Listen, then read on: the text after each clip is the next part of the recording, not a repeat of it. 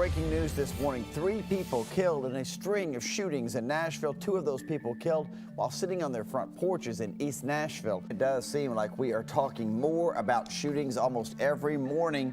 News Channel 5's Dan Kennedy live at the Madison Police Precinct, where officers have had a lot of cases they've been dealing with lately. Right, Dan? Yeah, they had 3 yesterday alone here in Madison, but really it's just all across the city. I'll show you a map of that in a moment. Steve, the big headline this morning is that shootings in Nashville are up 55% from this time last year. More than 140 people shot in Metro Nashville this year. That averages out to about a person a day.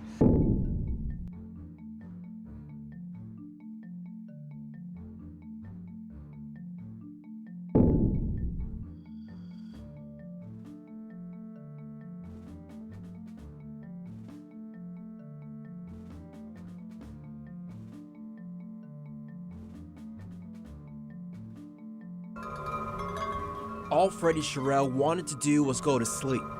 I runs on 4 hours sleep every day. But as he and his girlfriend headed to bed last week at the Shady Hills Mobile Home Park, this woman knocked on their door around 9:15. The girl come and she was like, somebody named Chris sent.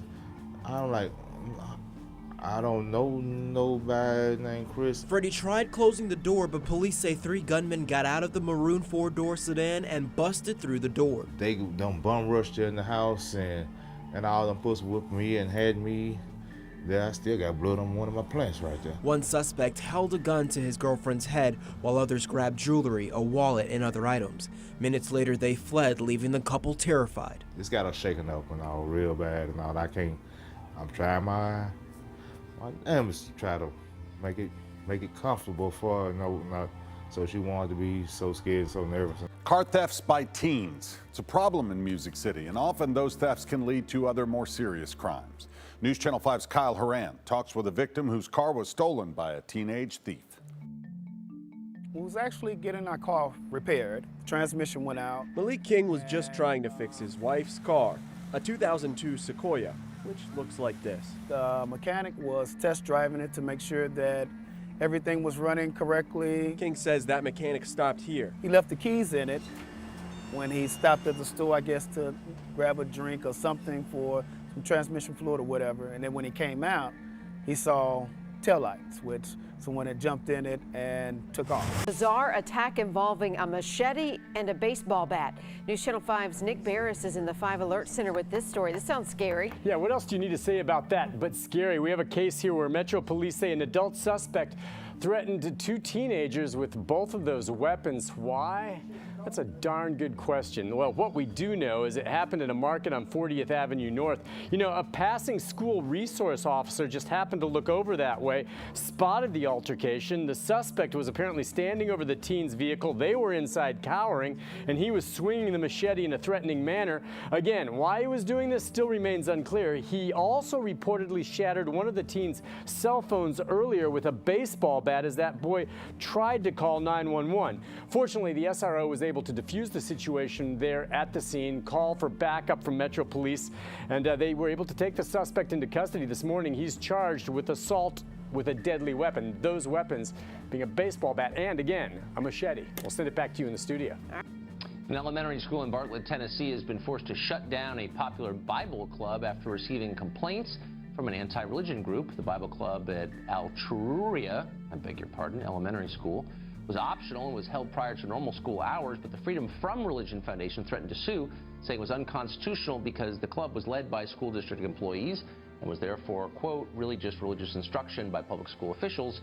The club has been disbanded. Dan Barker is the co-president of the Freedom From Religion Foundation, and he joins us tonight. So you shut down a club for first graders studying the Bible. Do you feel good about that? Yes, we do. In fact, we didn't shut it down. After getting the letter that we sent, the school itself looked at the legal precedent and looked at the reasoning, and they decided to stop the illegal Bible club being led by teachers in the public schools. So there is no threat of a lawsuit here. The school did the right thing. Well, you bullied them into it, into them canceling a club for first graders. But what's the constitutional problem with this? School district employees have a right to express their views. Well, Tucker, you know there's a difference between free speech in government speech. When those teachers are at the school, they are the government. And the children who go to that school, they look up to. They're told to respect those teachers, and the students do. But there are families who wish to protect their children from the depravity and the violence that's in the Bible, and they don't think the school should be taking sides on such a personal religious issue. And in fact, the Supreme Court has already addressed this issue. Yes, it has, and not in the way that you suggest. This did not take place during school hours. They were not working in their capacity as teachers. Some people may not have liked it, but some people don't like a lot of things. That's different from being unconstitutional. People have a right to express their religious views. That's enshrined in the First Amendment. What's prohibited is a government establishment of religion, as you know. And so that class was a government establishment of religion, because those teachers were the teachers of those students in that school, on that property. If those teachers wanted to have a Bible study in their private homes on Saturday, that's America. That's wonderful. But for the teachers in the school, and the Supreme Court has ruled on this, saying that it's voluntary does not make it legal, especially in the elementary grades. The school did the right thing, and the school should be applauded for giving a lesson to the students about the importance of our Constitution and the importance of keeping state and church separate, so that we can all believe the lesson that aggressive interest groups with lawyers can force you to do what they want you to do. And that's an important lesson, I agree, because that's how America now runs, thanks to people like you.